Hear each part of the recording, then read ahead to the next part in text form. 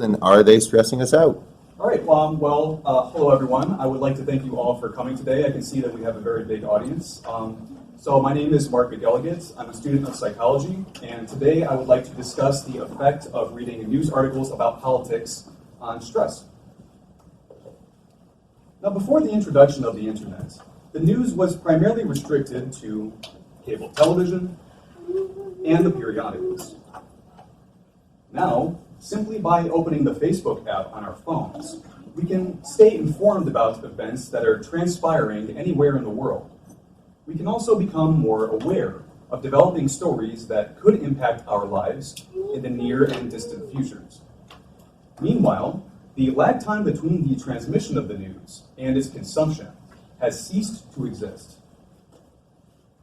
However, the downside of the news should not be overlooked. Through prolonged exposure to news on social media that covers traumatic events, crime, and institutional corruption, we convince ourselves that the future is not looking bright. We are also reminded on a daily basis that if we stepped outside of our comfort zones, we could wind up in a bad situation. It therefore comes as no surprise that negative news, defined by any kind of displeasing information found in news sources, increases anxiety and depression, and in extreme cases, reduces the lifespan. If that's true, you might think that it is in our best interest to close the Facebook app and turn our phones off.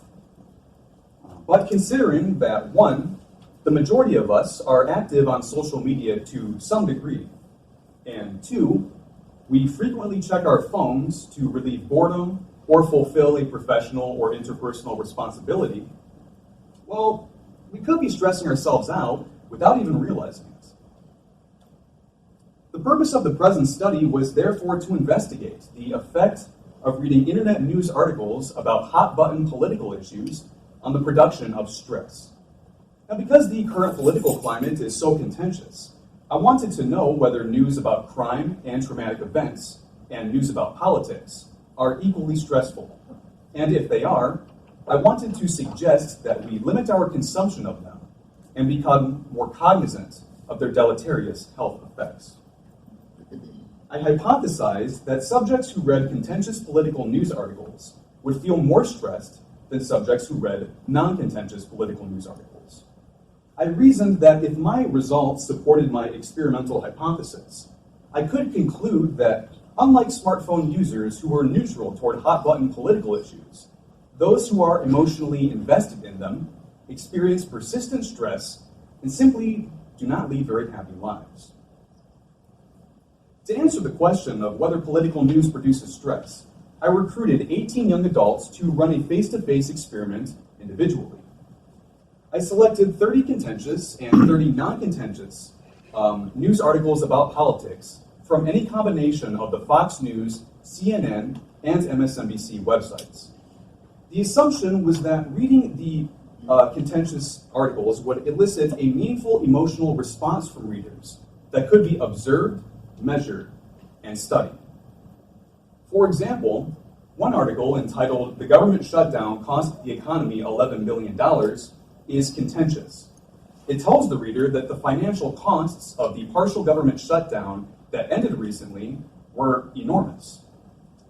Another article entitled "Pelosi Invites Trump to Hold State of the Union on February 5th" is non-contentious. It tells the reader that Nancy Pelosi, who otherwise has an unstable relationship with President Trump, is willing to make compromises to allow him to give his State of the Union address. With regards to the procedure, I created two groups, Group A and Group B, and assigned 9 subjects to each. Subjects in Group A read 3 contentious news articles for 10 minutes, while subjects in Group B read 3 non-contentious news articles for 10 minutes. In addition, subjects measured their heart rates with a smartphone application before and after reading the articles. They were also given 2 stress assessment questionnaires, one before reading the articles and another after reading them, and instructed to rate 5 statements on a scale from 1 to 5, where 5 was strongly disagree and 1 was strongly agree. In this way, I was able to quantify the physiological and psychological stress increases. Afterward, I ran an independent samples t-test. I found a reduction in heart rates from group A to B, with a p-value of 0.17. I also found a reduction in self-reported stress from group A to B, with a p-value of 0.25. This graph displays subjects' physiological responses to the articles. The y-axis represents the average increases in their heart rates, with 0% at the bottom of the axis and 8% at the top. The x-axis then represents the two types of articles that subjects were presented, either contentious or non-contentious. Now we can see that for subjects in group A, their heart rates increased by 7%. For subjects in group B, however, their heart rates increased by 3%, constituting a 4% decrease in physiological activity between groups A and B. This graph displays the pattern, or continues the pattern from the previous. The difference is that it displays subjects' psychological responses to the articles. Here, the y-axis represents the average increase in their self-reported stress, with 0% at the bottom and 25% at the top. So for subjects in group A, their self-reported stress increased by 21%. For subjects in group B, their self-reported stress increased by 7%. So what do these results tell us? Well, the reductions in heart rates and self-reported stress from group A to B were not statistically significant enough to conclude that the contentious news articles elicited a more acute emotional response from readers than the non-contentious. They were moderate enough, however, to consider the possibility that contentious political news has some kind of an effect on the physiological and psychological mechanisms that regulate the stress response. Past research can explain why. Now, Pfeiffer and colleagues showed in a 2013 study that whenever somebody becomes absorbed in a task that they care about, their heart rate goes up or down depending on the extent to which they are occupied by the task. Think of a guitarist who practices playing an intricate song until he nails all the notes without making any mistakes.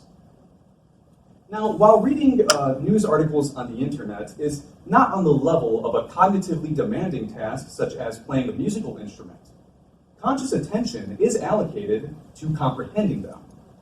In other words, readers have to divert their attention away from distracting elements in the environment to focus exclusively on the articles and reflect upon their implications after the fact. We can tell that they understood what they just read by asking them to summarize it in their own words. Thus, the heart rates of subjects in Group A fluctuated slightly more than subjects in Group B. This is because the contentious articles engaged greater conscious attention than the non-contentious.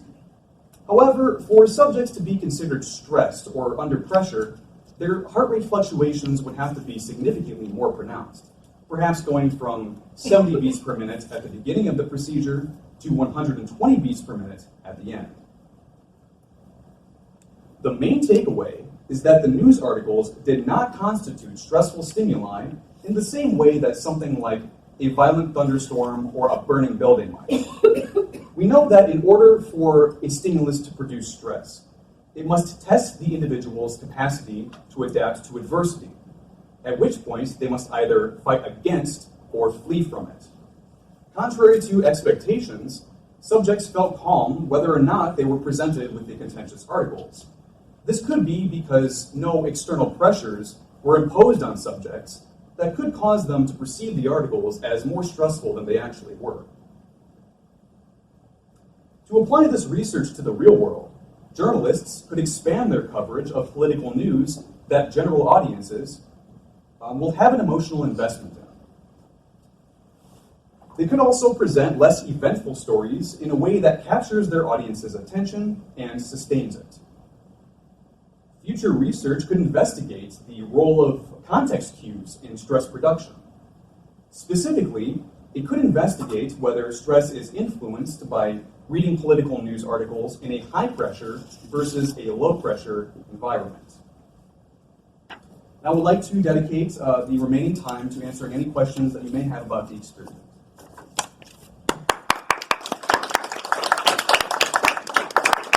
All right, we got a couple of minutes for questions. Mark, so, are there any subject variables that you think you could have measured that would, in fact, have led you to confirm your hypothesis? Yes, actually. And one that I considered when I was conducting my research and writing up my report was political attitudes.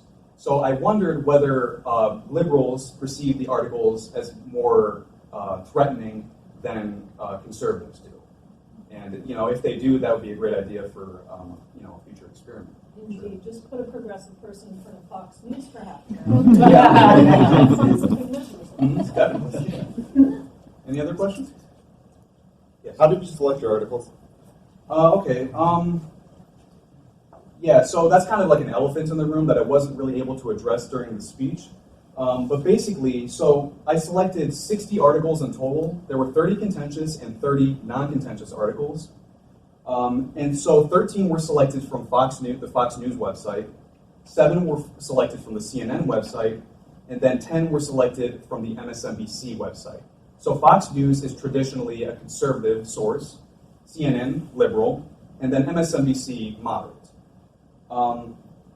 And so overall, there were 26 Fox News articles that I selected, and then I'm blanking on my math here. But basically, all the numbers of the articles per website were supposed to be proportional to the number of people who tuned in to these news outlets on January 23rd. So, for instance, 1.779 million people viewed Fox News that day. 992,000 viewed CNN, and then 1.493 million viewed MSNBC. And so 26 is therefore proportional to 1.79 million Fox News viewers. The 14 CNN articles were proportional to the 992,000 people who viewed CNN. And finally, the 20 MSNBC articles were proportional to the 1.493 million people who viewed MSNBC.